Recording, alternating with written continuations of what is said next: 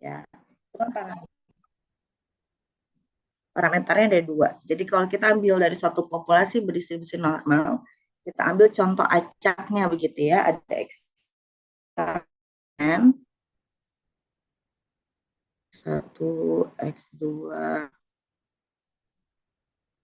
sampai dengan Xn gitu ya, atau X distribusi normal, itu parameternya ada dua, mu dan sigma kuadrat. Semoga nggak bermasalah ya. Sehingga kita akan mencari penduga bagi masing-masing parameter ini. Ya, apakah penduga bagi si atau simiotopi ya? Apakah penduga bagi si sigma kuadrat atau sigma topi kuadrat? Nah, kalau kemarin kan kita selalu berbicara satu parameter ya, theta saja kah, atau P saja begitu ya, atau ya parameter lainnya tetapi hanya satu.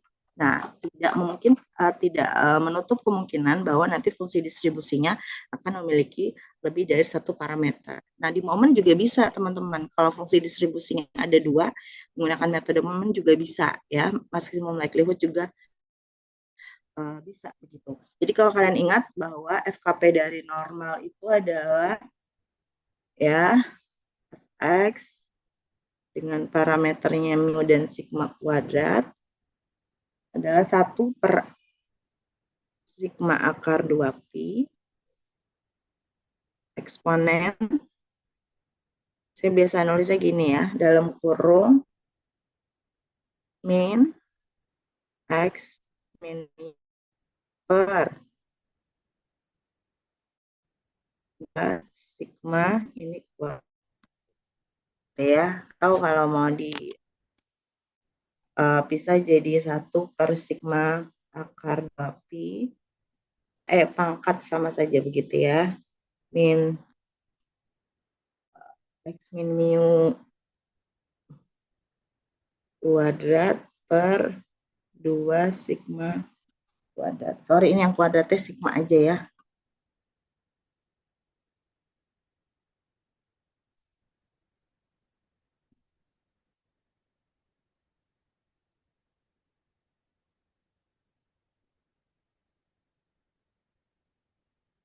Nah, gitu.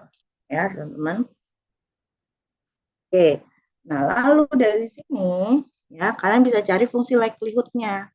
Seperti biasa kita punya contoh acaknya sebanyak apa? Sebanyak n kali gitu ya. Berarti likelihood dari misalnya mu dan sigma kuadrat ya. Kalau kalian coba selesaikan ya itu akan diperoleh 2pi, saya nulisnya formatnya beda sama yang atas. Oke, min n per 2 ya. Lalu eksponensial dari min i dikurang mu kuadrat dibagi, kira-kira kalian tidak mengapa bentuknya menjadi seperti ini?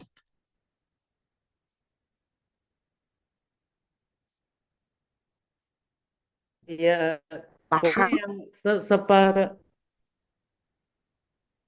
little sigma akar 2pi-nya ini sendiri kita kuadratkan terlebih dahulu. Jadinya Oke. sigma kuadrat dikali 2pi ya. Oke. Ya terus juga ini kan Lalu ini jadi min setengah karena ini juga ini sendiri kan 1 per sigma akar 2pi itu sendiri setara dengan sigma akar 2pi pangkat minus 1. setengah ya. Kalau sudah dikuadratkan menjadi pangkat min. Iya, betul. Jadi teman-teman ini bisa kalian sebetulnya boleh Bu misalnya kita nggak usah di pangkatin min n per 2 tapi langsung masing-masing 1 per sigma pangkat n lalu menjadi 2 pi pangkat min n per 2 misalnya boleh ya. Tapi kalau mau disederhanakan kita samakan pangkatnya menjadi min n per 2 sehingga di sini 2 pi-nya menjadi pangkat min n per 2 dan sigma kuadratnya jadi hilang menjadi sigma pangkat min n. Gitu ya. Jadi ini hanya namanya menyederhanakan bentuk saja begitu. Dan tadi Rafli terima kasih penjelasannya ya. Semoga teman-teman yang lain paham. Nah, ini harusnya juga paham ya. Jadi kalau nyebut dia nggak semua. Jadi tetap 2 sigma kuadrat. Tetapi yang bagian atas berarti kan negatif dari x i min mu. Jadi x1 dikurang mu dikali x2 kurang mu begitu ya. Karena dia eksponen maka pangkatnya menjadi dijumlahkan. Sehingga di depannya ada sigma dari x-nya bergerak, i-nya dari 1 sampai n dikurangi dengan mu begitu. Oke. Ya. Jadi kalau ada yang kurang paham bisa ditanyakan lagi lebih lanjut di grup. Nah, ini bisa kita jadikan logaritma natural. Teman-teman. Jadi kalau dilanjutkan ya, jadi ln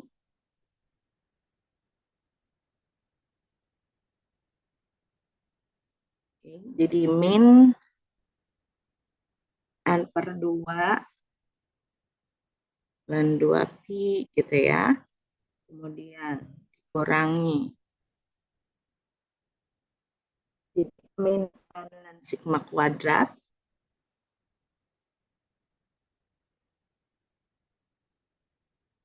Tahu kalau misalnya eh,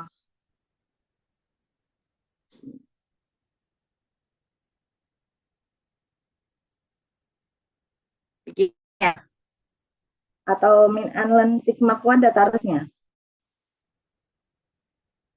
Benar ya? Paham ya teman-teman ya? Pangkatnya kita kalikan dulu ya. Sigma pangkat min n jadi min n ln sigma begitu. Lalu dikurangi, oke.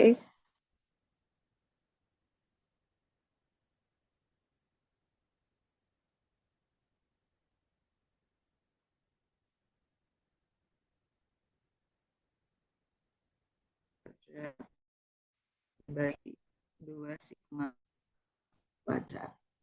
Ya. Ya, dari sini baru kita turunkan terhadap parameter yang ingin kita duga. Kita mau mencari miotopi, kalau kita mau mencari miotopi ya atau penduga bagi parameter mu, turunkan ini terhadap mu ya. Kalau misalnya nanti kita mau apa namanya mencari penduga bagi si sigma kuadrat, maka nanti kita turunkan sigma kuadrat seperti itu ya. Jadi kalau misalnya mencari untuk si parameter mu, maka kita turunkan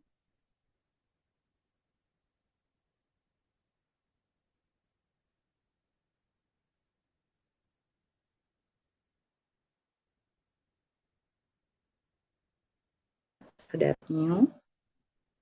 Oke, sehingga ini akan bernilai 0, juga bernilai 0, hanya suku yang paling kanan yang akan ada nilainya. Berapa teman-teman turunannya kira-kira?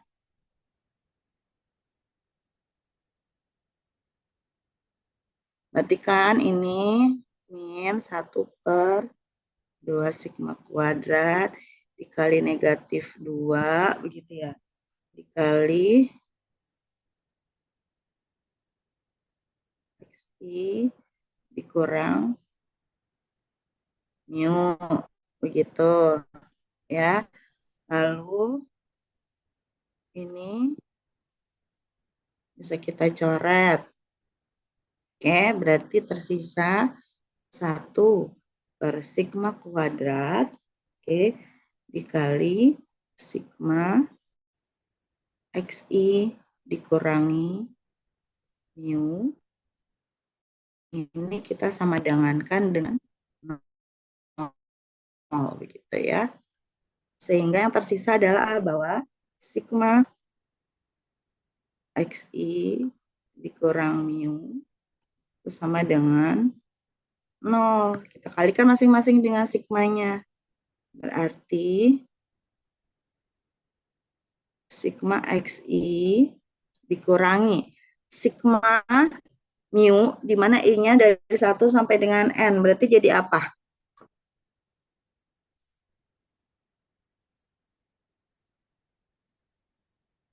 Teman-teman? X bar, Bu. Ah, X bar. Coba.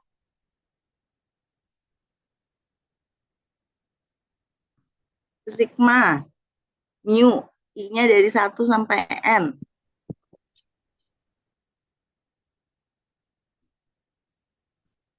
Ayo. Nih. Kita punya sebanyak n mu, kan berarti ya nggak, kita menjumlahkan mu sebanyak n. N mu ditambah dan seterusnya ini sebanyak n. Jadi ini apa? N mu. Iya, n mu ya. Kan mu ya. n mu. Oke. Kurang n mu sama dengan 0. Sehingga ya, langsung bisa kita lihat di sini.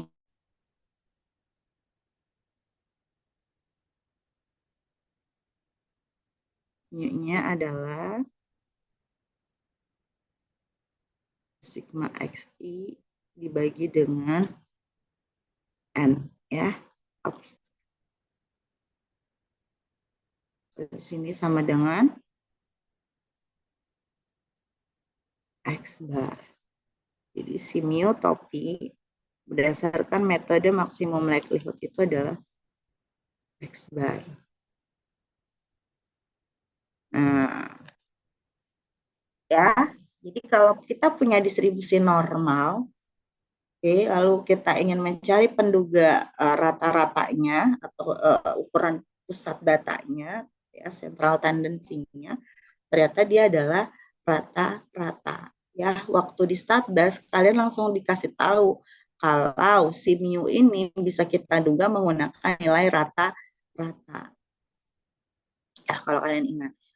Tanpa dikasih tahu mengapa dia menggunakan rata-rata. Kenapa tidak rata-rata?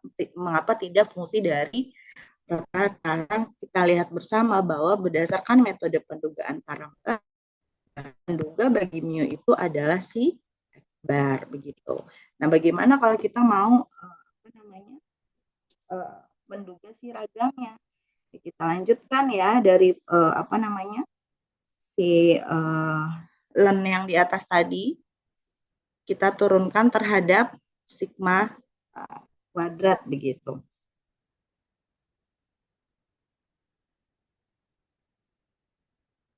Untuk yang X bar dulu ada pertanyaan tidak?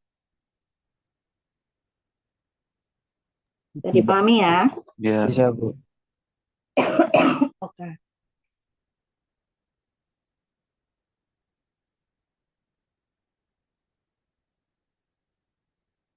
Oke.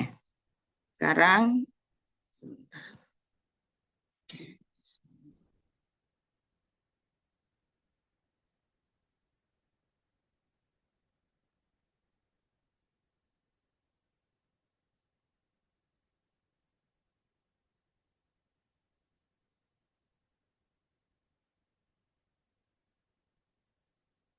Oke, tadi di atas kan kita punya min n per 2 len 2pi dikurangi n len sigma gitu ya, dikurangi sigma xi min mu kuadrat per 2 sigma kuadrat. Ya. Jadi kita bisa mendapatkan sebenarnya dalam bentuk parameter dulu ya.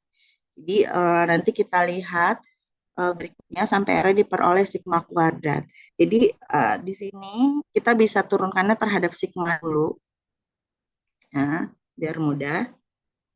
Oke, jadi kita turunkan dari fungsi yang dalam bentuk len ini ya. Berarti kan yang N per 2 ln 2 sigma 0.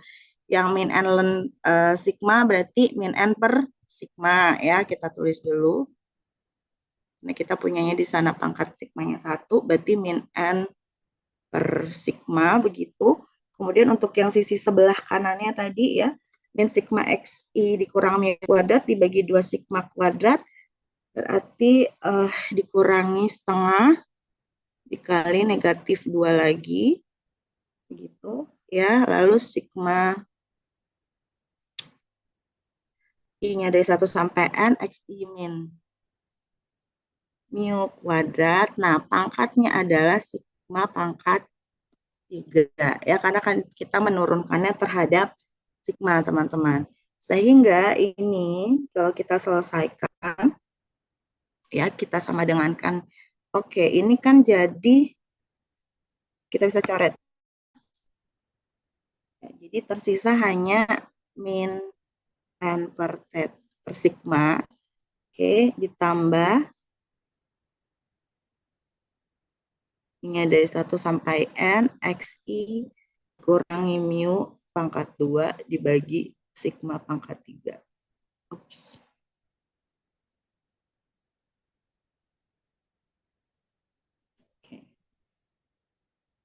Sehingga ini kita sama dengan kan 0 ya, N per sigma sama dengan ya, tulisan saya kalau di whiteboard suka nggak bagus ya, maaf ya, nanti kalian catat ulang agar lebih rapi. Sigma pangkat 3. Oke, jadi ini kalau kita coret sigmanya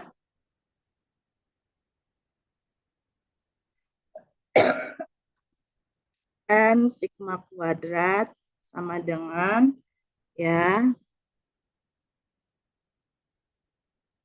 sigma I-nya dari 1 sampai N, XI dikurang mu kuadrat. Sehingga sigma kuadrat adalah ya, XI dikurang mu kuadrat dibagi dengan N.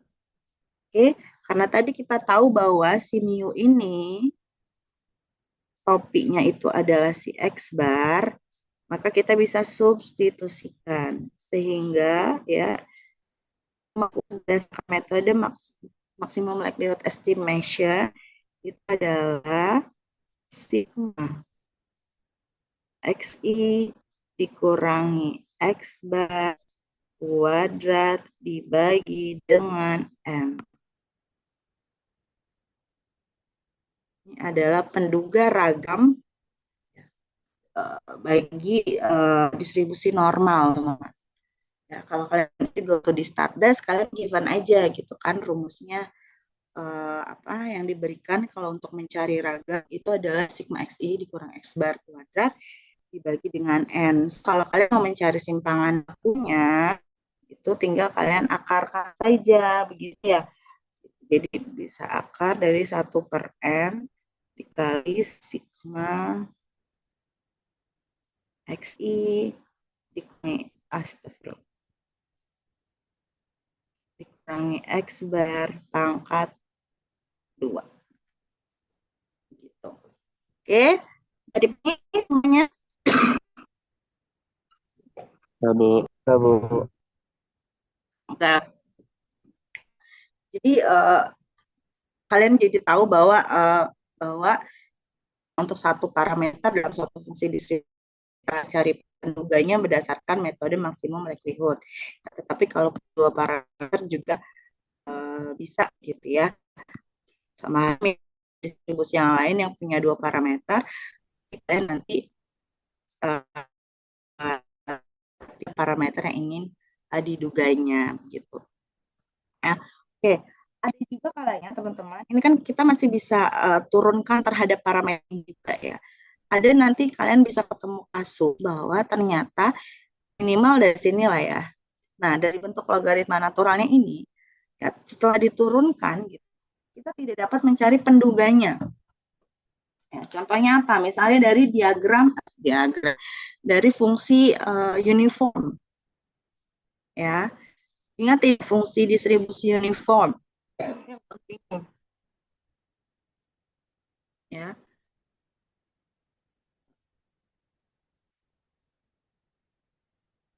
Jadi misalnya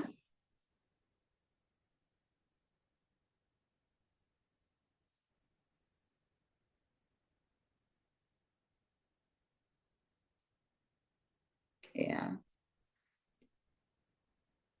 Misalnya kita punya contoh acak sebanyak N yang berdistribusi gitu ya.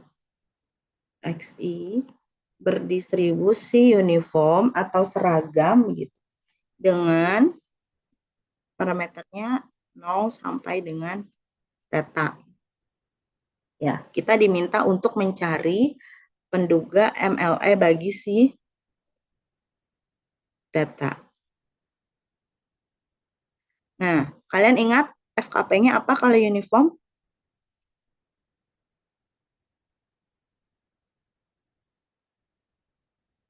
Apa? Kalau parameternya 0 dan theta. Satu per theta. Iya, bagus ya. 1 per theta itu dari mana? 1 per theta dikurangi 0. Oke. 1 per theta. Ini untuk tetanya berada di antara 0, X-nya berada di antara 0 dan theta. Dan 0 untuk X lainnya, begitu kan? Oke. Sekarang fungsi likelihood-nya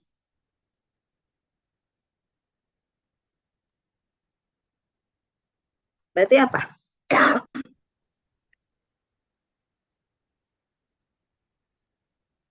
Hmm? Ya, untuk len separ theta kalau nggak salah. Sebelum kita jadikan len, likelihood itu apa? Fungsi bersama. Jadi sama saja perkalian dari contoh acak pertama sampai ke N dari masing-masing fungsi densitasnya. XI, theta. Ya, berarti kan sama saja 1 per theta untuk X1, 1 per theta untuk X2. Dan seterusnya sampai yang terakhir yang ke N itu juga 1 per theta. Berarti apa L theta-nya? I sama dengan 1. Iya, 1 per theta pangkat N. Ya, di 1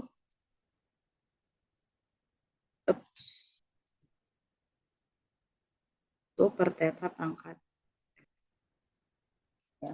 Atau theta pangkat negatif. Sekarang kalau kita turunkan terhadap theta, atau mau jadi dilenkan boleh. Ya, misalnya mau dilenkan dulu. Sebenarnya dari sini bisa kelihatan ya, tapi kita coba jalankan dulu. Berarti kan jadi min N dan theta. Lalu kalau kita turunkan,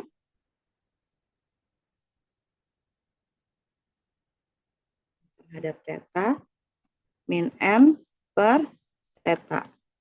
Ini kita sama dengan 0. Dapat nggak tetanya?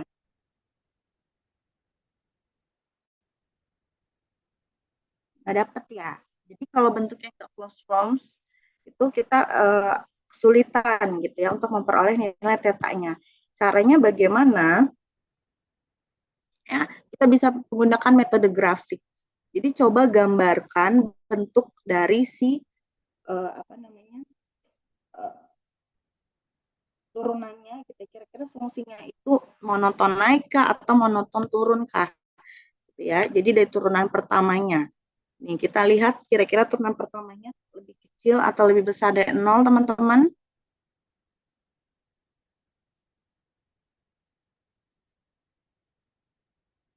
Hmm?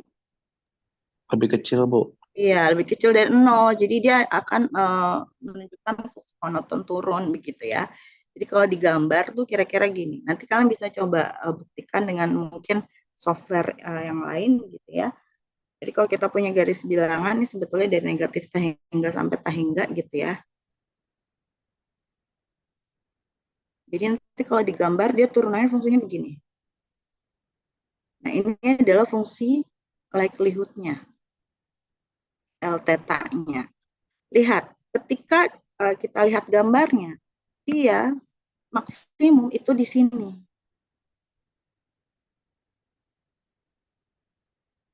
Nah, pertanyaannya, ini tetanya itu sama dengan siapa, gitu kan? Nah, kita lihat teta itu batasnya apa di sini. Kalau lihat fungsi ini, ya teta.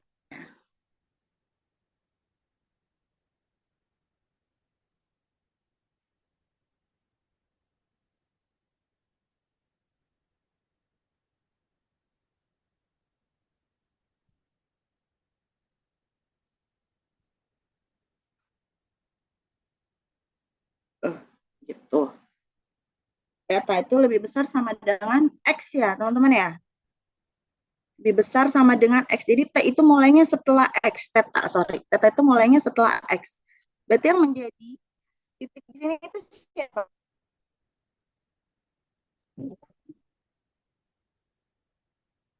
Teta lebih besar sama dengan X.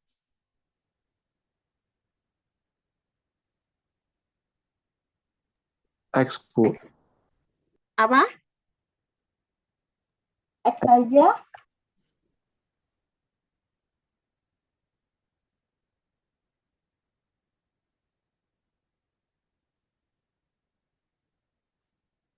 Teta di sini kan sebetulnya kalau kalian lihat grafiknya, berarti teta yang mungkin di sini adalah teta yang nilainya paling kecil, ya nggak? Kalau lihat gambarnya ini adalah teta yang mungkin adalah teta yang nilainya paling kecil. Teta yang nilainya paling kecil itu berarti sama dengan siapanya X.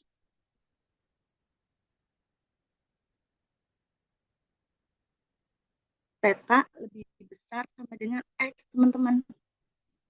Berarti teta itu yang paling kecil, yang memungkinkan itu paling kecil itu berarti nilai X yang paling apa?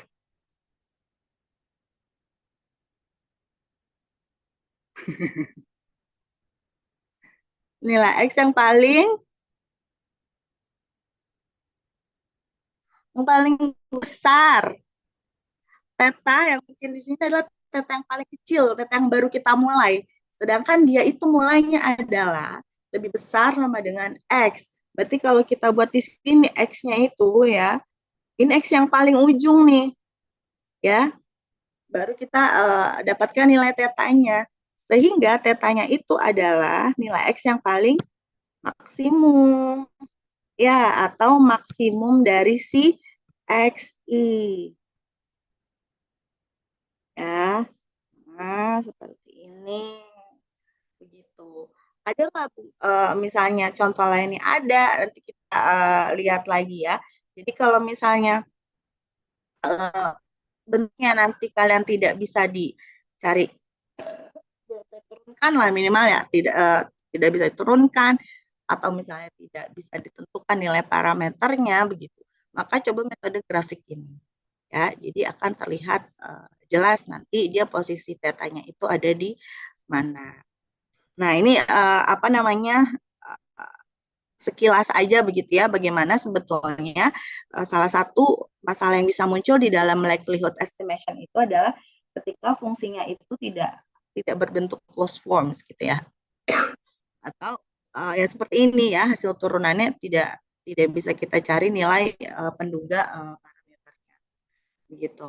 Ya, jadi saya kira untuk materi maksimum likelihood estimation ini teman-teman sudah paham. Tinggal nanti kita coba ganti lagi pada luring ya dan review juga untuk metode momennya. Yang penting idenya kalian paham.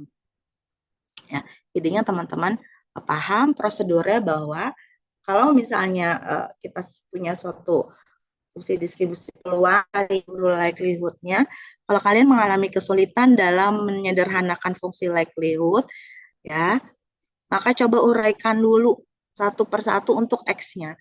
Kalau diberikan contohnya ada M banyak, kalau ada contohnya sebanyak 3, berarti kalian kalikannya hanya sampai 3 kali. Gitu. Nah, lalu kalian cari yang namanya len-nya, ya, len dari si fungsi likelihood-nya. Nah, ini ingat-ingat lagi sifat-sifat dari logaritma natural. baru turunkan terhadap parameter. Ya, berarti ingat-ingat juga sifat-sifat turunan pada dan begitu. Oke, baru nanti lihat penduga parameternya yang dihasilkan seperti apa.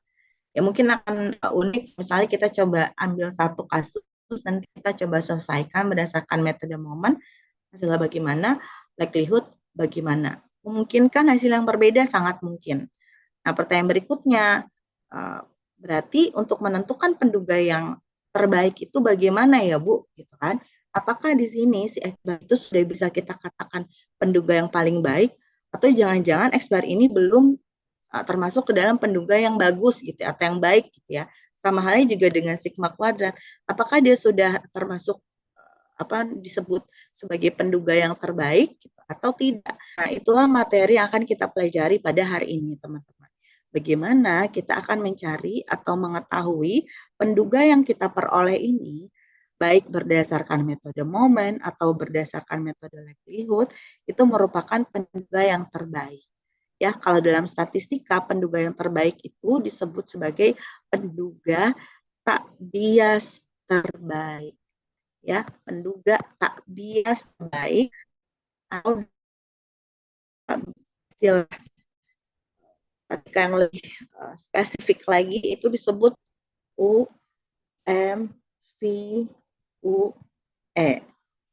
Ini adalah uniformly ya minimum variance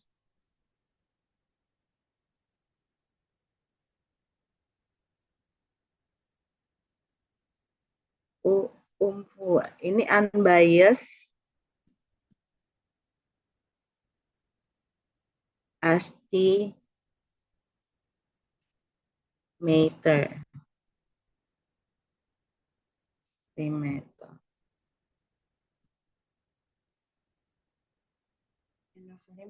Unbiased estimator. Jadi penduga tak bias bervarians minimum, ya, penduga tak bias bervarians minimum atau penduga bias terbaik. Oke, saya coba share dulu PowerPoint ya.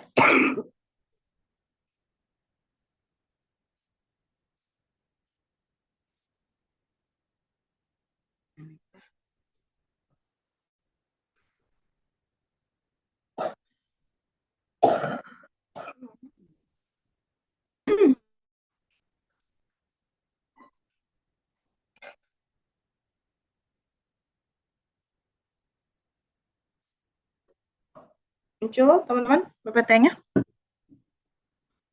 Masih load, Bu, masih hitam. Masih loading ya, Bu. Oke. Sudah, Bu. Oke. Suara saya nge-lag nggak di kan? Di saya lancar, Bu. Semoga yang lain juga lancar ya. Saya terakhir kali rapat suara saya nge-lag gitu. Jadi nanti bisa kacau kalau nge-lag ya. Oke, kalau tidak artinya aman, berarti aman ya. Begitu. Ini tuh pertemuan keempat atau kelima ya sebetulnya, saya lupa lagi. Pertemuan keempat, Bu. Kelima, kelima Ibu. Oh, kelima, iya kalau tidak salah. Waduh, pertemuan lagi, habis itu saya UAS UTS ya. Bu Vera kayak udah nggak sabar ngajar kelas kalian. Salah terus chatnya ya. Gitu. Jadi ya nikmati ya 3 pertemuan terakhir dengan hari ini. Lanjutnya nanti teman-teman belajar dengan Bu Vera. Oke. Ini adalah berarti setelah saya ya, pertemuan 5. Kriteria penduga parameter. Oke, ini akan kita pelajari. Kriterianya apa saja? Pertama adalah tak bias. Sering tidak kalian mendengar kata tak bias? Misalnya teman kalian ada yang ikut lomba nih dalam satu kelas. Ikut lomba itu adalah misalnya pertama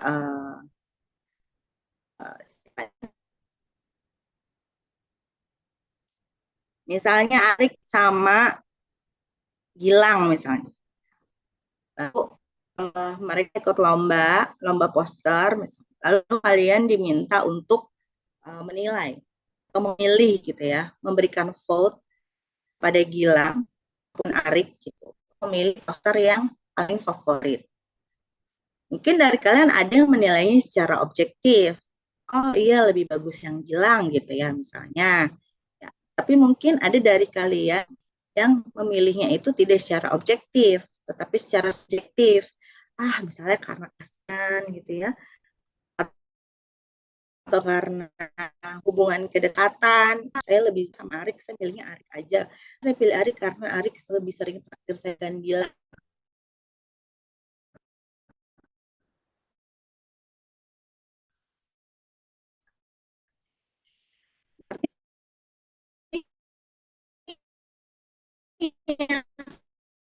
Ketika kita tidak menilai sesuatu secara objektif, kan punya sikap yang bias.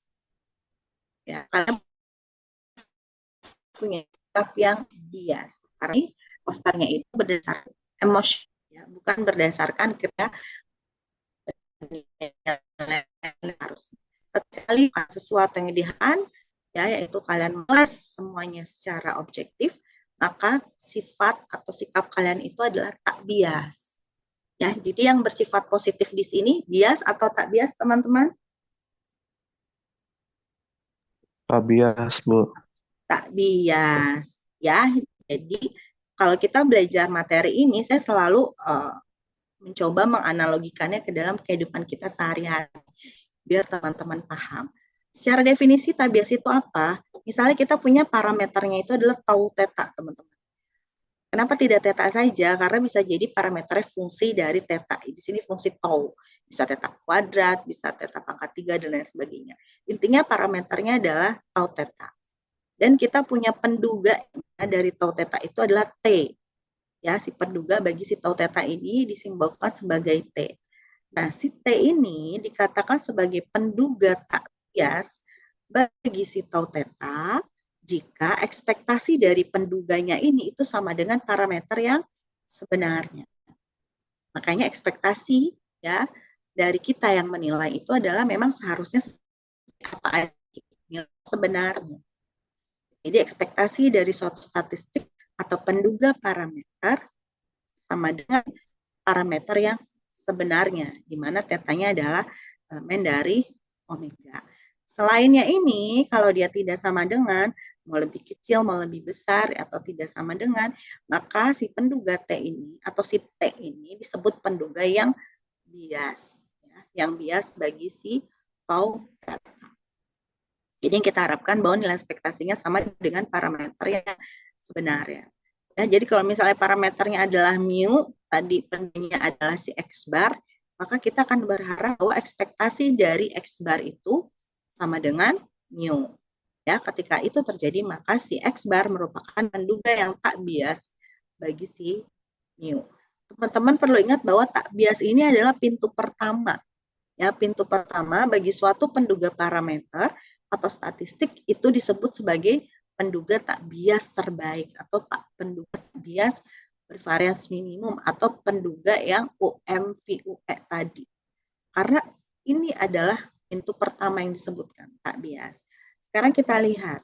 Kalau misalnya nilainya tidak sama, artinya ada selisihnya. Ya, artinya atau selisihnya tidak sama dengan 0 gitu. Jadi ketika di sini selisih antara ekspektasi dan nilai parameter yang sebenarnya itu tidak sama dengan 0, maka dia disebut sebagai bias. Kalau biasnya itu lebih kecil dari 0, maka kita bisa menyebutkan bahwa penduga yang dihasilkan si T ini merupakan penduga yang bersifat underestimate. Kalau misalnya dia lebih dari 0, berarti disebut sebagai penduga overestimate. Ini yang nilainya sama dengan 0, selisih ini ya, atau B sama dengan 0, itu disebut penduga tak bias atau unbiased estimate. Oke, sekarang kita lihat contohnya. Nah, ini contoh yang tadi ya. Misalnya kita punya contoh acak sebanyak N, di mana dia diambil dari populasi yang berdistribusi normal. Parameternya mu dan sigma kuadrat. Nah, penduga bagi si mu atau si T ini adalah X bar. Pertanyaannya, apakah T sama dengan X bar itu merupakan penduga yang tak bias bagi mu? Nah, berarti kita cari dulu ekspektasi dari si X barnya, atau di sini ekspektasi dari T-nya. Ekspektasi dari X bar berarti dari X bar itu seper N ya. Dan ini bisa kita keluarkan sehingga ada seper N kali ekspektasi sigma XI, N kali N kali ekspektasi X. Karena apa? X-nya ini saling bebas dan saling identik, sama-sama berdistribusi normal, sehingga kita punya N kali ekspektasi.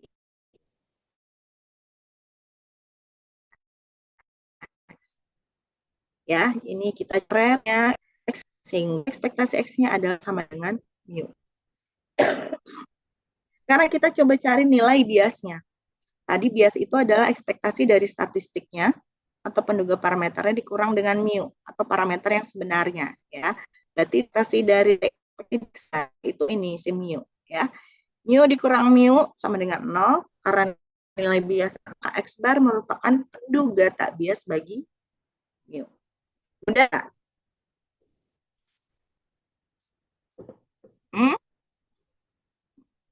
Untuk menentukan suatu parameter itu bias atau tidak. Mudah? Bisa dipahami? Bu, Bisa itu bisa dipahami. izin tanya, Bu. Itu yang ekspektasi T dikurang mu-nya itu dari mana ya, Bu? Mu-nya ini ya, sebelah kanan ini. Iya, Bu. Oke, lihat slide sebelumnya. Ya, definisi umum dari bias itu apa?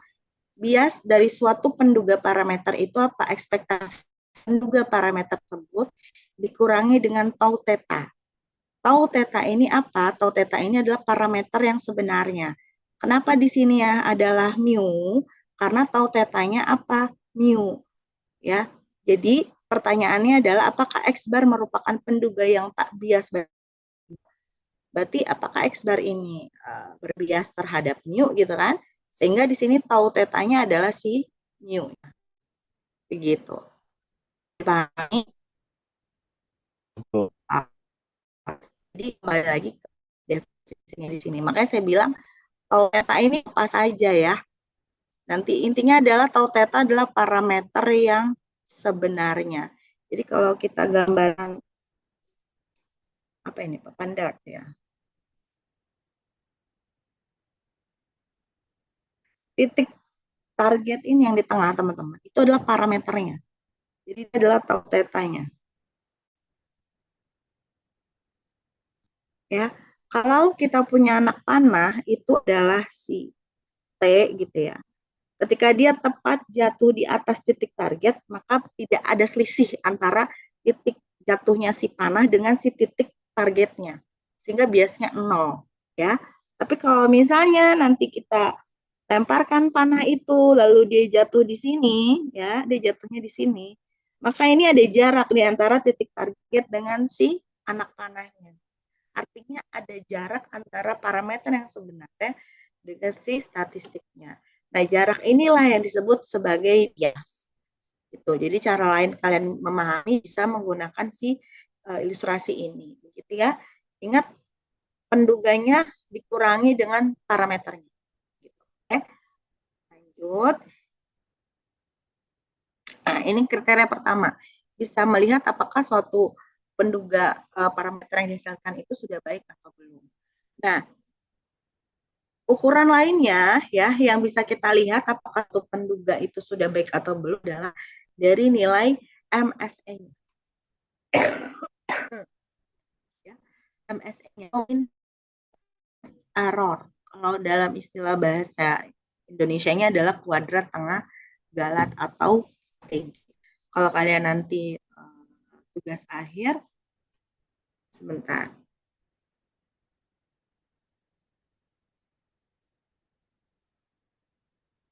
Ya, kalau kalian menerapkan suatu software gitu ya, atau metode analisis lah gitu, pemodelan misalnya apakah sudah baik atau belum, ukurannya adalah begitu. Nanti kalian akan tulis sendiri lah nanti pada saat menulis tugas akhir. Nah, idenya bagaimana si KTG ini, si SE ini. Jadi misalnya kita punya penduganya tadi si T. Ya, penduga bagi parameter yang sebenarnya itu adalah tau theta. Ya, maka si KTG ini atau si MSE bagi penduga tersebut itu bagi saya sama saja dengan ekspektasi dari si statistiknya itu, penduganya itu dikurangi dengan parameter yang sebenarnya didapatkan. Namanya juga mean square error. Jadi errornya itu kan berarti penduga dengan si parameter yang sebenarnya, lalu dikuadratkan, lalu diekspektasikan. Itu adalah KTG atau teman-teman. Nah, ini kalau kita tulis lalu kita coba uraikan, nanti kalian lihat sendiri. Diuraikan sampai ke ujung, ya. Ternyata si MSE ini sama aja dengan varians dari penduga meternya di sini. Ditambah nilai bias T yang dikuadratkan. Ya, jadi kalau misalnya tadi bias di awal itu nilai sama dengan 0, kenapa? Varians dari si penduganya itu sendiri. Gitu. Ya, kalau dia ada biasnya, oh berarti varians dari si T itu ditambah dengan biasnya milik dia tadi yang kita hitung di awal. Begitu. Jadi KTG ini sederhananya adalah nilai varians dari penduga parameternya itu, si T-nya itu, ditambah dengan biasnya dia, ya, biasnya dia yang dikuadratkan. Kalau biasnya sama dengan 0, berarti MS itu sama dengan si variansnya itu sendiri, variansi teman-teman ya. Nah, ini adalah ukuran yang kedua yang bisa kalian lihat untuk melihat. Karena gini biasanya, tadi kita berikan lebih dari satu penduga parameter. Ya, misalnya ada berdasarkan metode momen, ada berdasarkan metode maksimum likelihood. Dua-duanya sama-sama bias. Ya, misalnya penduga mu yang pertama punya penduga mu yang kedua. Ya, kalau misalnya dari awal ini udah tak bias, ini bias, saya mudah milihnya ya. Udah langsung yang tak bias misalnya ya. Tapi kalau ternyata sama-sama dia, oke, maka berikutnya kalian coba hitung MSE-nya. Ya, kalian hitung MSE-nya.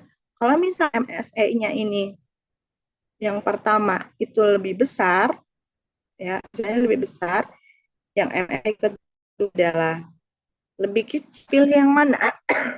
Penduga yang pertama atau penduga yang kedua?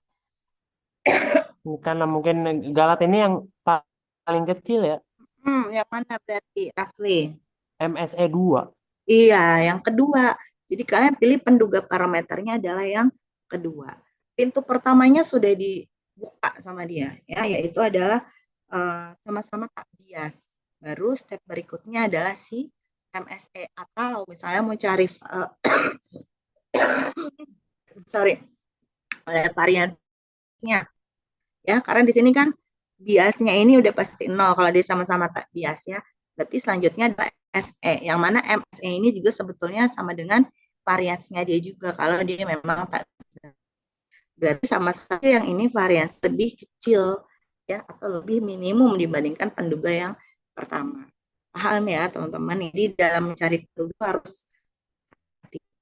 Oke, sekarang kita lihat berikutnya.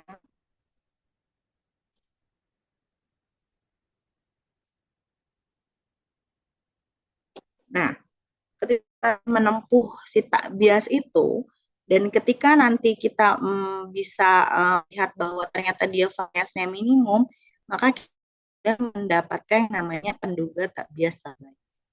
Tadi uniformly estimators, ya, atau UFUE. Nah, bagaimana nanti kita memperoleh bahwa penduga itu memiliki varians yang penduga yang lain? Ini kita lihat definisinya dulu, ya. Jadi misalnya kita punya contoh acak, ya, dari suatu populasi. contoh acaknya itu ada sebanyak N, atau sampel acaknya itu kita ambil sebanyak N dari suatu populasi yang punya fungsi distribusi peluang, parameternya adalah theta.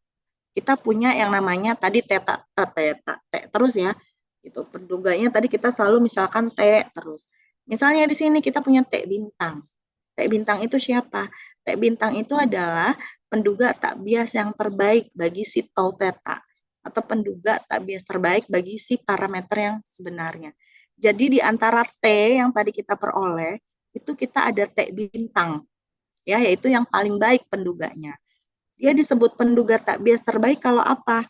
Pertama, syaratnya adalah bahwa si T bintang itu bersifat tak bias bagi tau theta atau bagi parameter yang sebenarnya.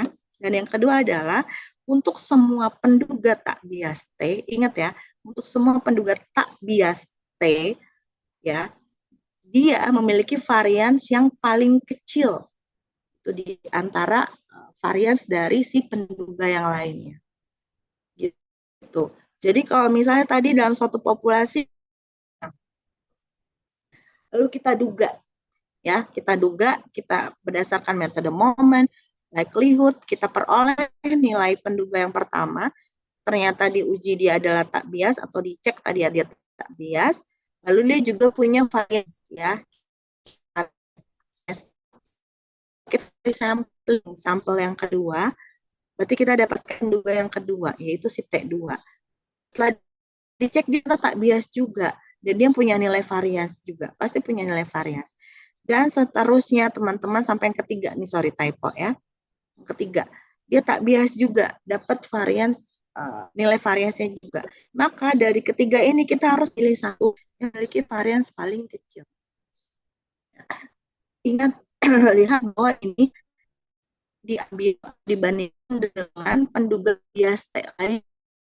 Jadi bukan berarti yang dibandingkan itu dengan seluruh penduga termasuk yang bias, tidak ya, tapi dia dibandingkan dengan si penduga tak.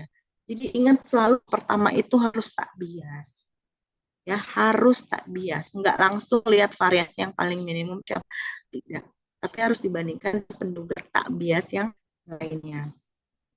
Nah, pertanyaannya bagaimana kita mengetahui si T tadi itu memiliki varians yang paling minimum, yaitu ketika mencapai batas bawah Cramer-Rao, atau nih ada yang mengistilahkannya Cramer-Rao lower bound, CRLB gitu ya, atau head bawah Cramer-Rao atau HBCR.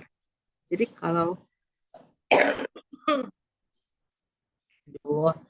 kalian mendapatkan singkatan CRLB atau HBCR itu sama ya, jangan bingung. Jadi kalau CRLB itu singkatan dari istilah bahasa Inggrisnya, kalau HBCR itu adalah istilah bahasa Indonesianya, head bawah Cramer-Rao. Oke, jadi kalau misalnya tadi T merupakan penduga tak bias bagi tau theta, nah ini adalah batas Cramer-Rao-nya. Ya, kalian mungkin pernah lihat ini adalah informasi Fisher, ya, ini form umum dari informasi Fisher. Ini secara besar persamaan Cramer-Rao. Di dalamnya ada informasi Fisher, lalu ABCR itu adalah yang warna hijau ini. Jadi di sini kita punya peran pertama digit N, ya, dikali ekspektasi dari turunan dari N fungsi sitasnya terhadap theta. Jadi ini adalah turunan dari fungsi densitas, bukan turunan dari fungsi likelihood, tidak ya, tapi ini dari fungsi densitas yang biasa. Nah, kalau misalnya nanti varians dari si penduganya itu sama dengan yang ada di kotak hijau ini, maka kita bisa katakan bahwa si T itu memiliki varians yang minimum. Nah, memiliki varians minimum itu sering juga diistilahkan efisien, ya, penduga yang efisien. Ya, oke. Jadi mengapa dia disebut efisien atau bervarians minimum? Karena batas bawah Cramer-Rao itu, teman-teman, itu adalah sekecil agam yang bisa dicapai oleh suatu bias. Gitu. Atau artinya nanti penduga bias lainnya itu akan memiliki varians yang lebih besar dari si batas bawah Cramer-Raw itu. Ya, jadi kalian nanti cek dulu nilai varian dari si penduga bias sudah kita peroleh, lalu kita hitung juga si batas bawah Cramer-Raw. Kalau variasinya itu sama dengan batas bawahnya, oke, berarti dia merupakan penduga yang bervarians minimum atau yang efisien. Jadi tak bias sudah dapat, kemudian si varians minimumnya sudah dapat, maka penduga tersebut merupakan penduga tak bias terbaik ya, atau UMVUE, teman-teman. Ini definisi efisien juga ada yang mencoba ini ya informasi juga. Kalau kita punya dua penduga parameter, misalnya dari penduga-penduga misalnya dua ya, dari dua penduga yang tak bias tadi tidak ada yang mencapai batas bawah Cramer-Raw. Ya, berarti kita coba cari efisiennya itu melalui ukuran efisiensi relatif. Jadi bandingkan saja nilai variansnya antara penduga yang kita ini langsung tahu ya, tapi kita bandingkan penduga yang satu dengan penduga yang lainnya. Ini disebut sebagai efisiensi relatifnya. Tentu kalau nilai efisiensi relatifnya ini lebih kecil sama dengan satu, maka yang kita pilih adalah yang di pembilang ini ya, karena dia lebih kecil nilai variansnya begitu.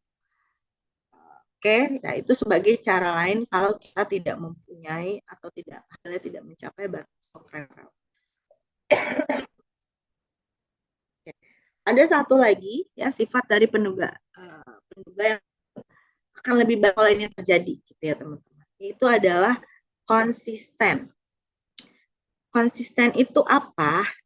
Ya kalau misalnya kita analogikan keseharian, kalau seseorang itu sering bersikap itu sesuai dengan tutur katanya gitu ya, maka dia bisa kita sebut sebagai orang yang konsisten. Konsisten dalam konteks positif, ya bukan konsisten ngaretnya, bukan konsisten PHP-nya, ya tetapi konsisten sesuai dengan yang diharapkan. Idenya dari simple konsistensi ini apa?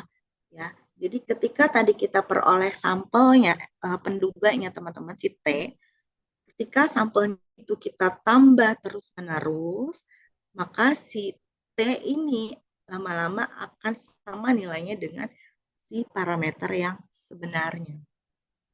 Gitu. Ya, jadi kalau misalnya kita punya satu barisan penduga dari tau theta ini ya, TN, ya, maka dia akan disebut sebagai penduga yang konsisten untuk tau theta jika limit n menuju hingga dari ruang bahwa si barisan itu ya selisih antara si penduga itu dengan si parameter yang sebenarnya nilai lebih kecil dari suatu error itu dengan ya, jadi limit menuju n menuju hingga limit dari peluang error ini ya, selisih antara si penduganya ini ya dengan parameter sebenarnya jika n-nya ditambah terus menerus kecil dari suatu nilai, error itu sama dengan 1. Gitu.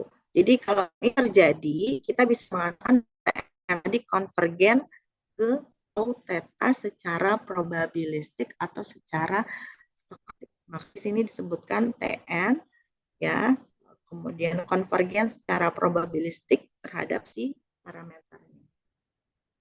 Jadi ketika ukuran sampelnya itu semakin besar gitu, nilai sama dengan parameter. Yaitu kita sebut sebagai konsisten. Jadi nanti untuk menyelesaikan ini atau untuk melihat apakah ini tercapai atau tidak, kita menggunakan pertidesaman Chebyshev. Kita nanti ada dari si bajaknya itu kita cari nilai ekspektasi, kita cari nilai variansnya, kita masukkan ke persamaan ini. Nanti kalau misalnya sama dengan 1, maka berarti si penduga itu termasuk penduga yang konsisten, teman-teman. Jadi X di sini itu adalah si penduga di dalam distribusi normal, ya. Jadi ketika kita berikan limit n menuju tahingga, berarti di sini kan menjadi sigma kuadrat per tahingga ya. Sigma kuadrat per tahingga itu adalah 0, sehingga di sini bisa kita sebutkan nilai itu sama dengan 1. Kalau dia nilai sama dengan 1, maka kita bisa simpulkan bahwa si X bar itu konvergen terhadap mu secara probabilistik. Ini mudah kok ya, ini mudah. Nanti kita coba lihat contoh penerapannya teman-teman. Oke, sampai sini dulu ada yang ditanyakan terkait materi hari ini. Untuk yang ini ya, penduga tak biasa. Baik. Kalau belum kita coba lihat soalnya dulu mungkin ya.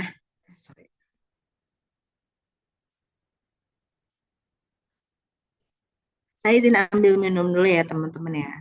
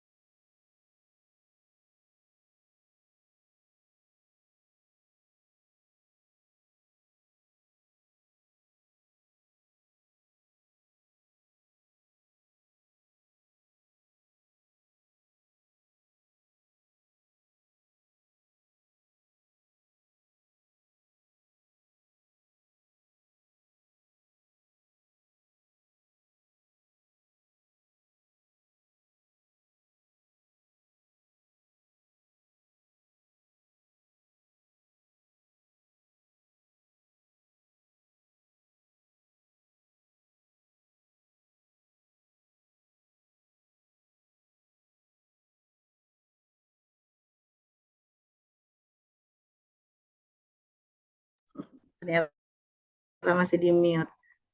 Sudah muncul whiteboard-nya di kalian?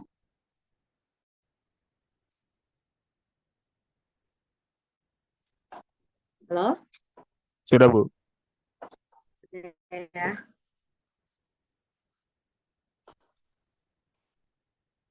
Oke.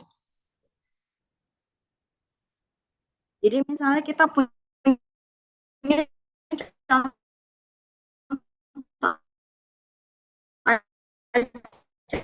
sebanyak n teman-teman, kosong ya. Jadi ini berdistribusi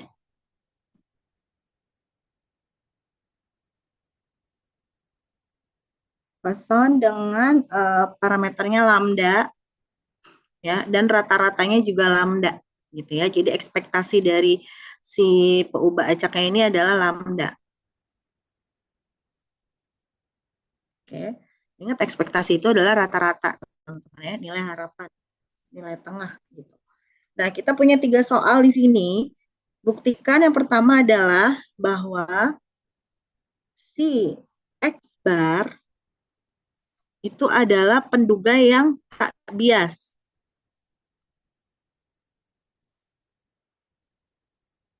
X bar itu dia penduga yang tak bias bagi lambda.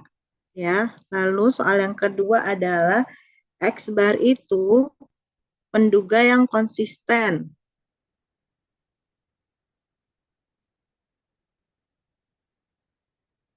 bagi lambda, ya. Dan C itu adalah tak bias bervarians minimum. Oke, dua dulu aja. Ya. Ntar baru kita lihat yang konsisten. Konsisten juga mudah. Ya.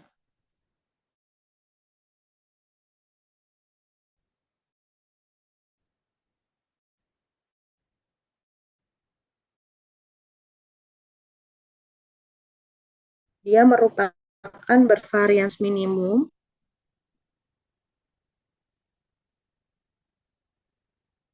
Oke. Sifat dari Poisson itu apa ya? Ciri khasnya ya? Masih ingat nggak? Coba. Apa yang unik dari distribusi Poisson? Hmm? Ekspektasi X-nya lambda. Variansnya apa ya? Ingat nggak? Coba lihat catatannya. Ekspektasi dan varians dari Pobacak berdistribusi Poisson apa? Poisson. Waduh. Coba. Ups. Variansnya mu ya. Kalau parameternya lambda berarti apa? Parameternya lambda. Lambda lah. Iya, lambda untuk variansnya. Oke, berarti ekspektasi dan variansnya sama. Sama Berarti, dengan lambda. oke. Jadi ekspektasi dan varians dari distribusi lambda itu dari distribusi Poisson itu sama-sama lambda. Jadi kita punya ketika X berdistribusi Poisson dengan parameternya lambda, maka nilai ekspektasi dari ada. Oke, sekarang pertanyaannya tadi yang A, coba bukti apakah X bar itu merupakan penduga tak bias bagi lambda. Statistiknya berarti si X bar ini kita tahu bahwa si lambda topinya itu sama dengan si X bar. Oke, penduga bagi lambdanya adalah si X bar. Yang A, oke, apakah X bar merupakan penduga tak bias bagi si lambda? Berarti ingat bahwa suatu penduga dikatakan penduga tak bias jika apa tadi? Ekspektasi dari si penduganya sama dengan si penduganya itu si parameter yang sebenarnya. Jadi ekspektasi dari si X bar itu harus sama dengan si lambda. Nih. Begitu. Atau nilai biasnya sama dengan 0. Ya, atau nilai biasnya itu sama dengan 0.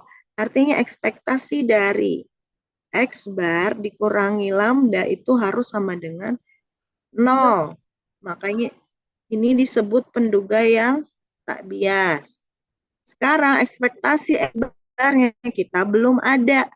Yang kita punya hanya ekspektasi X dan varians X. Berarti kita cari ekspektasi X bar. Ekspektasi X bar berarti sama dengan ekspektasi dari 1/n dikali sigma I, ya kan? Kenapa sampai N? Karena di soal dikasih tahu contoh acaknya ada sebanyak N. Nah, ini kalian sudah sering mengerjakan ekspektasi begini. 1/n-nya karena konstanta bisa kita keluarkan. dikali ekspektasi dari sigma XI. Ini sama saja 1 per N dikali ada sebanyak N ekspektasi dari X. Coret, coret, hanya tersisa ekspektasi X. Jadi ekspektasi X bar ternyata adalah ekspektasi X. Ekspektasi X tadi apa, teman-teman? Ekspektasi X apa ini? Di atas ekspektasi X apa tadi? Lambda, Bu. Lambda, ya. Lambda. Oh, oke. Ternyata karena ekspektasi dari si X bar sama dengan lambda, maka X bar merupakan penduga tak bias bagi lambda. Oh, terbukti berarti si X bar itu merupakan penduga tak bias bagi lambda. Kalau mau cari nilai biasnya, ya, biasnya si X bar pasti 0. Kenapa? Karena dia ekspektasi X bar dikurang lambda, berarti lambda dikurang lambda sama dengan 0. Nah, karena biasnya 0, maka dia merupakan penduga yang tak bias bagi si lambda. Bisa dipahami untuk yang pertama? Untuk yang tak bias ini? Aman? Kalau nggak menjawab berarti aman ya? Oke? Iya, aman, Bu. Iya, Bu. Oke. Kita coba lihat yang poin B. Kita diminta untuk melihat apakah si X bar ini penduga yang memiliki varians minimum bagi si lambda. Ingat konsepnya, varians minimum tadi apa? Bahwa nilai varians dari si X bar ini berarti harus sama dengan batas bawah Cramer-Hall. Oke, sekarang kita tulis di sini. Poin yang B adalah X bar dikatakan bervarians minimum atau memiliki varians yang minimum jika varians dari X barnya itu ya sama dengan si HBCR atau CRLB ya. Sekarang kita tulis dulu formula HBCR-nya. Oke. BCR itu tadi penyebutnya adalah N dikali ekspektasi dari turunan terhadap parameternya. Di sini lambda ya, berarti kita turunkan terhadap lambda dari ln fungsi densitasnya. Begitu, lalu nilai ekspektasi ini kita kuadratkan. Ya, pembilangnya adalah nilai parameter keturunan pertama parameternya. Jadi tau lambda lalu dikuadratkan. Ya, ini adalah formulanya.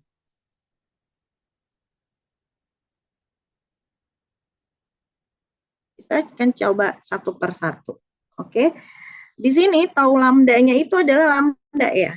Tau lambda itu kan parameter ya, jangan bingung. Parameternya itu lambda. Jadi tau ini lebih tebal ya. Sebentar. Tau lambdanya itu adalah lambda. Parameternya lambda. Sehingga untuk yang pembilang ini turunan pertama dari lambda itu berapa, teman-teman? Turunan terhadap lambda. Hmm? Turunan pertama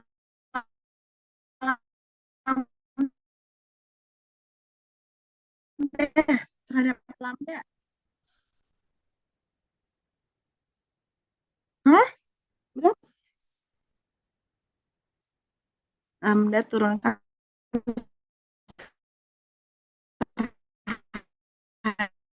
Maaf Ada Bu, suaranya putus-putus Bu. lambda teman-teman. Lambda Ups. Masih putus-putus nggak? Udah mendingan Bu. Halo, udah mendingan. Oke, jadi berapa nilai turunannya? Satu. Satu. Ya, lambda turunkan terhadap lambda ya. Oke, yang pembilangnya kita udah dapet. Kita coba satu persatu lihat penyebutnya. Ya, yang kita butuhkan adalah fx di sana ya. Tentu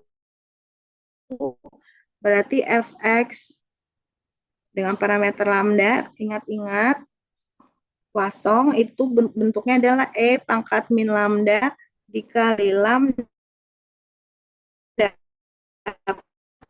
pangkat x. Jadi ini kita jadikan len.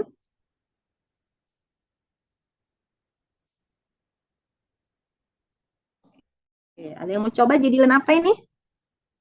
Apa jadikan len?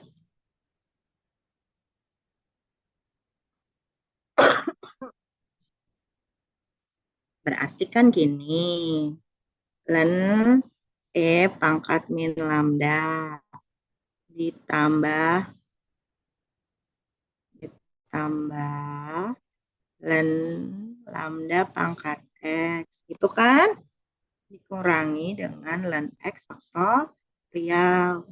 Sekarang len e pangkat min lambda apa? Min lambda. Ya, len lambda pangkat x berarti x len lambda ya dikurangi dengan len x faktorial. Oke.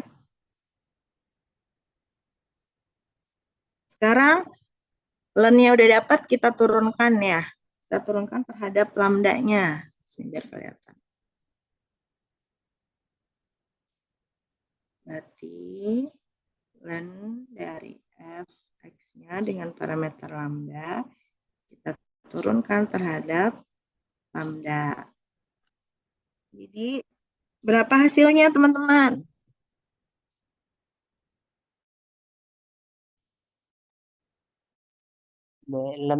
Ininya Min 1 tambah X satu per lambda. min seperlambda. Min 1, betul. Min 1 Lalu? ditambah Ditambah seperlambda. berapa Rafli? Satu per X per lambda ya? Iya, ditambah X per lambda. Oke. Yang di sananya suhu terakhirnya tidak ada mengandung unsur lambda. lambdanya ya, sehingga dia nilainya adalah turunannya udah, kita butuh kuadratkan. Ya, kita butuh kuadratkan.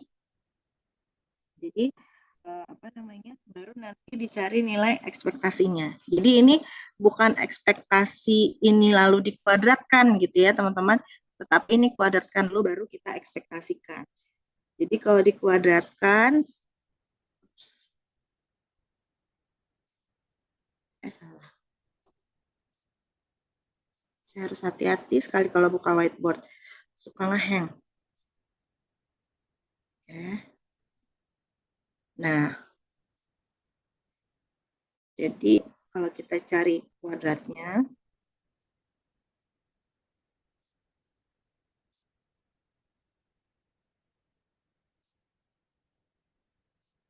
sama saja dengan negatif 1 ditambah X per lambda kuadrat. Ya, 1 ditambah, dikurang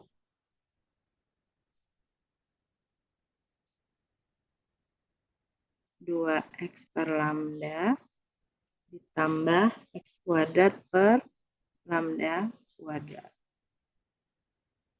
Oke, nah baru kita cari nilai N dikali ekspektasi ini kuadrat.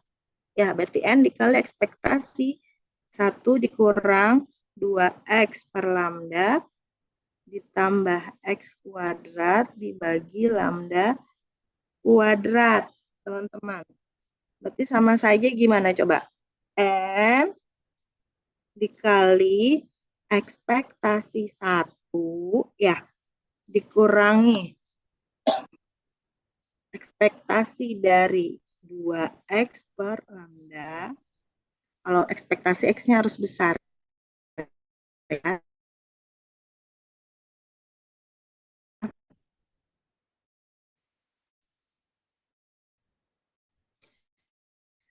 Lalu ditambah, nggak stabil lagi internet saya, kalau suara saya mulai hilang, kasih tahu ya. Oke, geser dulu ke sini. Berarti sama dengan N dikali ekspektasi 1 berapa? 1. 1, betul. Ini jadi apa nih? 1 dikurangi, 2 per lambda ekspektasi X. oke bagus. 1 dikurangi 2 per lambda ekspektasi X. Lalu yang ini? 1 per lambda kuadrat ekspektasi X kuadrat. Oke, bagus. Siapa yang menjawab ya? Saya Iya, namamu siapa? Nggak muncul sini namanya. Yusuf. Yusuf, oke, bagus ya. 1 per lambda kuadrat ekspektasi dari X kuadrat.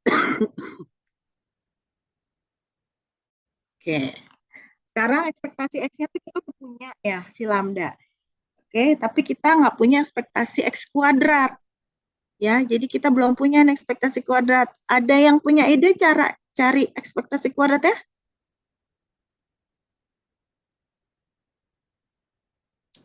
Cari Bu, X kuadrat dikali ya integral. Ini ya diskrit ya. Jadi X kuadrat dikali fx-nya gitu ya. Dari I1 sampai dengan N. Boleh kalau mau cari, tapi ada cara yang lebih sederhana.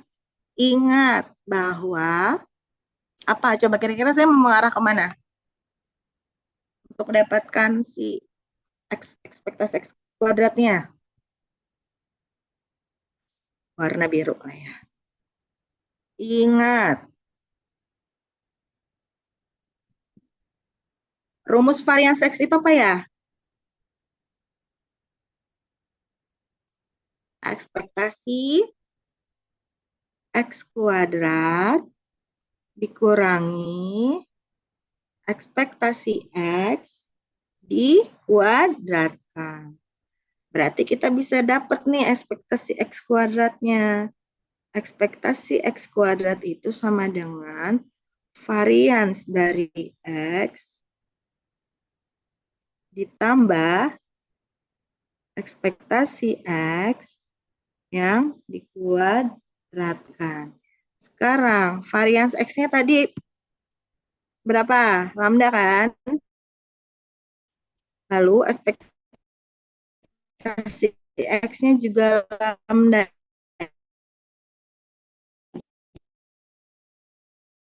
Jadi lambda ditambah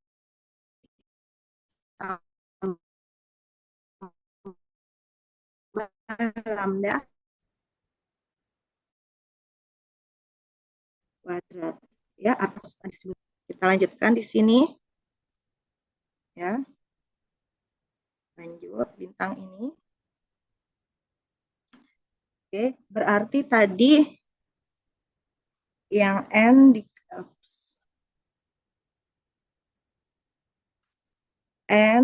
dikali ekspektasi dari ini dan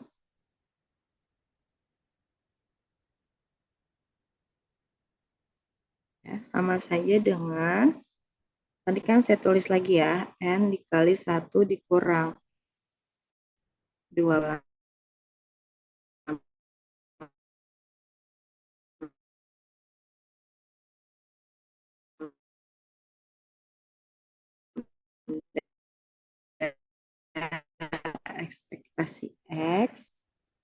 Oke, berarti sama dengan N dikali 1 dikurangi 2 per lambda, dikali ekspektasi X-nya lambda ya, ditambah 1 dibagi lambda kuadrat, dikali lambda, dikali lagi 1 plus lambda.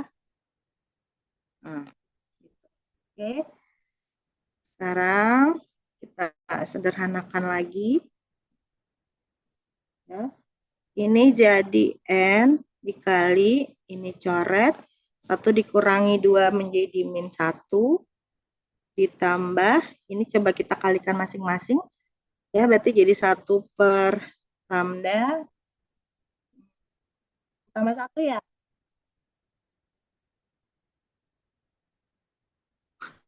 Kan jadi 1 per lambda dikali 1 plus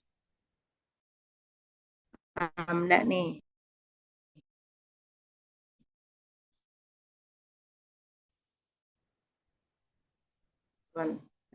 Satu tambah 1 gitu kan, berarti ini sama dengan N dikali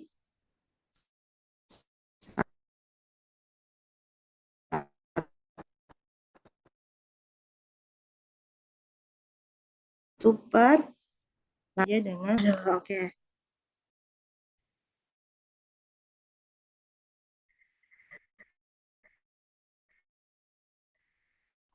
N per lambda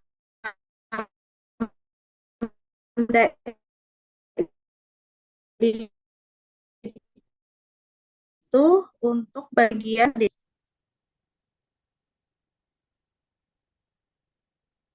Oke. Kita cari HBCR-nya. Variance X bar kita udah nyari belum? Ini kan, oh belum ya? Ya udah di bawah ya. Kita selesaikan dulu HBCR-nya.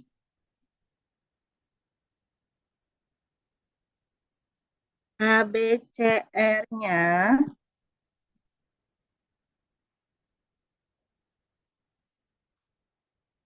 nah, ini penyebutnya adalah N per lambda. Pembilangnya tadi berapa? Turunan pertama lambdanya 1 ya. Oke, berarti menjadi lambda per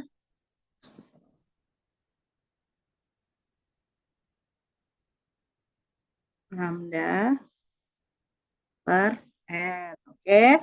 Nah, sekarang tadi dikatakan ketika X bar itu bervarians minimum, maka varians dari X bar itu akan sama dengan si HBCR. Artinya variansnya itu harus sama dengan lambda per N. Sekarang kita cari varians dari si X barnya. Oke, varians dari X bar sama dengan varians 1 per N dikali sigma XI. Atau sama dengan, gimana? 1 per N kuadrat. Ya, kalau varians dikuadratkan. Dikali varians sigma XI. Berarti sama dengan ekspektasi ada 1 per N kuadrat dikali N buah varians X. Atau di sini 1 per N dikali varians X tadi sama dengan ekspektasi X, yaitu lambda. Sehingga varians X bar adalah lambda per N. Varians X bar. Lambda per N varians X bar, HBCR juga adalah lambda per N. Alhamdulillah panjang-panjang sama ya hasilnya teman-teman. Oke, kalau ujian ternyata nggak sama, ya nggak apa-apa kalau kalian kerjain bener. Mungkin aja emang kunci jawabannya dia tidak bervarians minimum ya. Jadi jangan khawatir sendiri. Bisa jadi memang jawabannya tidak bervarians minimum. Ya, saya di sini ngasih contohnya yang bervarians minimum tentunya ya. Oke, jadi kesimpulannya Karena varians dari X bar itu sama dengan H, B, C, R, yaitu lambda per N, maka X bar gitu ya, merupakan penduga tak bias bervarians minimum. Oke. Bisa dipahami sekarang? Bagaimana kalian bisa menentukan apakah suatu statistik itu bervarians minimum atau tidak? Yang pertama adalah kalian harus kenali siapa yang jadi parameter, siapa yang jadi statistik atau penduganya. Itu dulu. Kalau itu udah salah, ke bawahnya pasti salah. Ya, siapa menjadi parameter dan siapa yang menjadi penduganya. Ya, kalian selalu bawa yang namanya tabel sakti itu kalau belajar statmat. Karena dari distribusi itu kan pasti ada notasi parameternya. Ya, seperti di Bernoulli misalnya P, ya, atau misalnya ternyata di soalnya diganti jadi theta. Oh, berarti parameternya theta. Statistiknya nanti biasanya dikasih tahu, ya, atau kalian diminta cari dulu berdasarkan metode likelihood atau momen. Kalau ini kan udah dikasih tahu ya dari awal. Tentukan apakah X bar bervarians minimum. Tentukan apakah X bar merupakan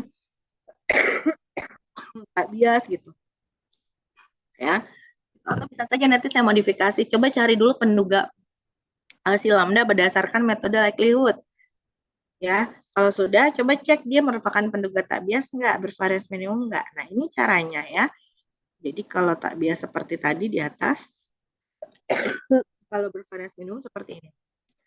Ingat pada saat mencari ini, yang len tadi ya, itu bukan fungsi likelihood-nya. Yang ini nih.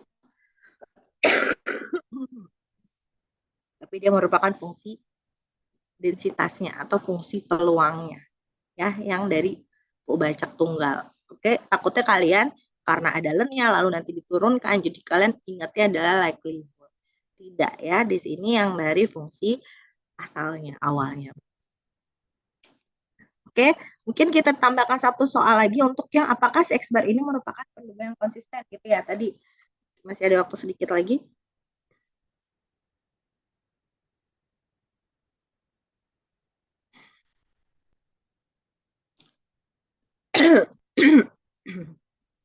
Ini yang C lah ya. Apakah X bar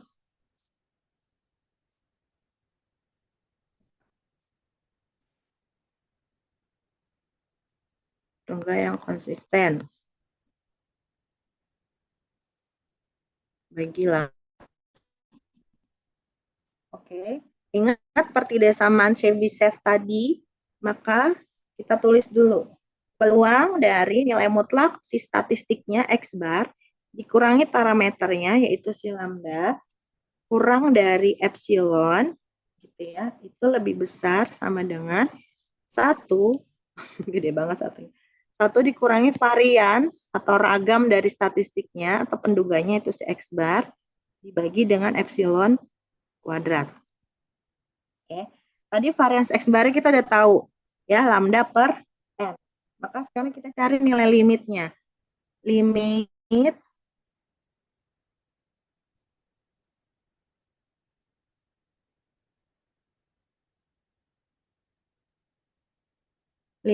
N menuju T hingga dari peluang bahwa si X bar dikurang lambda itu kurang dari suatu epsilon begitu ya. Berarti sama dengan limit N menuju T hingga 1 dikurangi varians dari X barnya itu tadi adalah lambda per N dikali epsilon kuadrat. Oke, berarti sama dengan berapa teman-teman?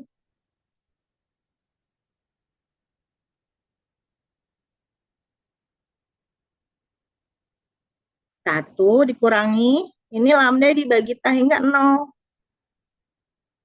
Ya, berarti 1. Oke. Nah, karena nilai limitnya itu sama dengan 1, maka merupakan penduga yang konsisten. Mudah kan? Ya nggak?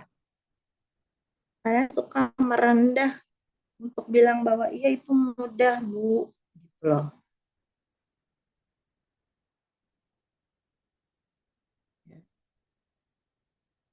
Karena limit n menuju ta hingga dari peluang X barnya ini kurang dari dikurangi lambda kurang 1 ya, atau kurang dari epsilon sama dengan 1, maka X bar merupakan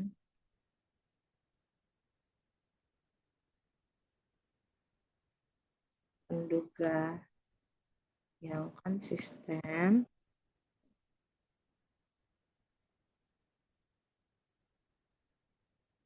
dah ya. Oke, jadi si X bar ini di distribusi Poisson dia tak bias bagi si lambda, dia bervarians minimum bagi lambda, dan dia konsisten bagi lambda. Tuh ya, penduga tak bias terbaik. Jadi kalau kalian punya data yang distribusinya Poisson, ya setelah kalian uji distribusinya itu ternyata distribusinya itu berdistribusi Poisson, dan kalian mau mencari nilai lambdanya itu berapa, ya berarti dugalah berdasarkan data X barnya. Cari nilai X barnya. Kenapa? Karena X bar sudah teruji bahwa dia merupakan penduga yang tak bias terbaik bervarians minimum, dan dia juga merupakan penduga yang konsisten. Seperti itu. Kebayang nggak aplikasinya sekarang ya?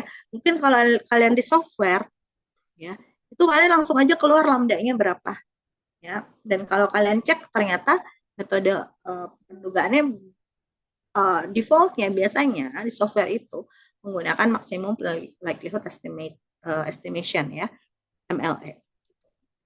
Tapi sekarang kalian tahu secara teoritis bahwa nilai yang nanti akan kalian peroleh itu sebetulnya adalah rata-rata. Ya, dan kenapa rata-rata? Karena secara teoris sudah teruji bahwa dia merupakan penduga yang terbaik bagi lambda atau bagi yang distribusi Poisson. Bu, di normal juga X bar. Iya, makanya X bar itu powerful. Ya, X bar itu sangat powerful. Makanya di keseharian, di lingkungan, gitu ya. Padahal kita nggak pernah tahu fenomena itu distribusinya apa gitu ya. Kita nggak tahu dia distribusinya Poisson kan normal apa. Tapi kita selalu apa namanya menyimpulkan sesuatu itu berdasarkan rata-rata. Mau memutuskan sesuatu kita biasanya mikirnya lihat dulu rata-ratanya berapa di situ. Ya, padahal kita nggak tahu tuh informasi umum secara besarnya, secara populasinya gitu ya. Kita nggak tahu deh distribusinya. Karena ya ini ya, kalau mau dicek satu per satu distribusi yang lain, apakah X bar juga silakan ya. Tapi sering sekali kita temukan bahwa X bar ini penduga yang terbaik ya dari beragam distribusi maupun yang diskrit ataupun kontinu. Oke, jadi setelah pertemuan sebelumnya kalian mempelajari bagaimana mendapatkan si penduga itu, hari ini kalian memperoleh informasi dan wawasan bagaimana menilai penduga itu tuh sudah baik atau belum. Oke, jadi silakan nanti dipelajari kembali, bisa melalui textbooknya ya, jangan telan mentah-mentah yang saya ajarkan ya, kalian harus cross check juga, jangan-jangan saya juga ada kesalahan gitu ya dalam menyampaikan, sehingga pembelajarannya bisa dua arah.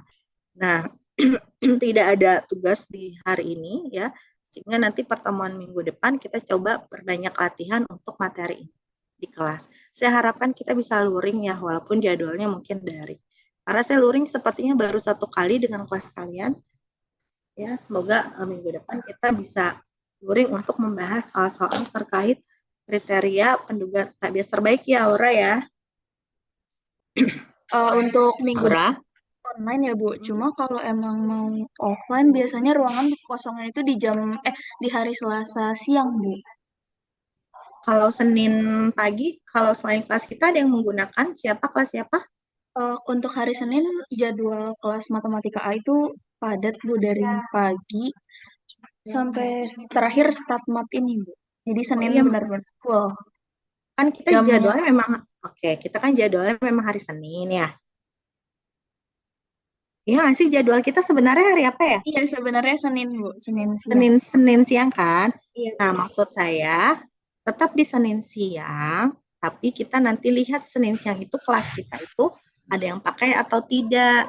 Oh, Misalnya kita daring. Nah, apakah memang sebenarnya kelas itu tuh tidak diisi oleh kelas lain atau ada yang mengisi begitu? oh. Ya. Nah, tadi yang saya tanyakan, kalau misalnya kita daring, pernah dicek nggak sebetulnya kelas kita itu dijadwalkan tidak untuk kelas yang lain gitu? Ada. Mana? Atau belum tahu, Aura? Ada ini, Bu, kelas Matematika B 2022, jadwalnya teori probabilitas. Itu dosennya siapa? Prof. Suyono sama Ibu Dania. Oke, itu matematika bukan statistik. Matematika, Bu, yang B, kelas B.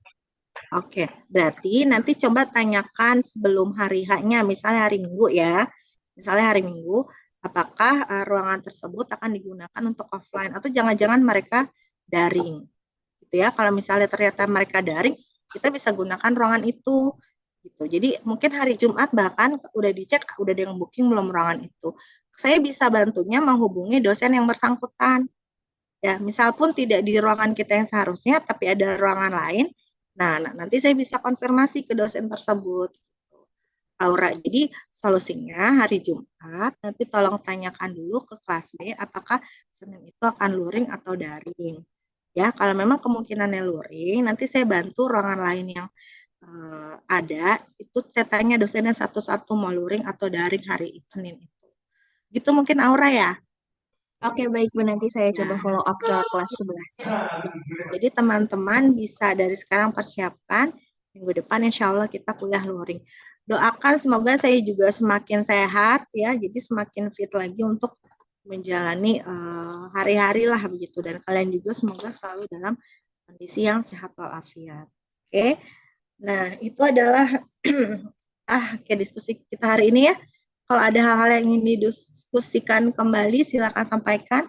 Insya Allah hasil nilai koreksi untuk tugas yang kemarin saya akan berikan minggu depan, jadi teman-teman bisa tahu poinnya berapa atau kesalahannya ada di mana, begitu. Nanti bisa kita diskusikan pada saat sore ya. Oke, apakah ada pertanyaan untuk materi hari ini atau sudah bisa dipahami? Aman ya, nanti nih saya share materinya. PPT berikut juga ini whiteboard-nya. Semoga bisa dipelajari masing-masing secara mandiri. Oke, sudah berkurang sampai 26. Ya, Aura, silakan catat tadi siapa saja yang hadir. Iya, baik, Terima Bu. kasih banyak semuanya. Wassalamualaikum warahmatullahi wabarakatuh. Selamat pagi. Waalaikumsalam. Selamat pagi. Waalaikumsalam Terima kasih. warahmatullahi wabarakatuh. Salam, selamat pagi. Baik, terima kasih Bu. Sama-sama.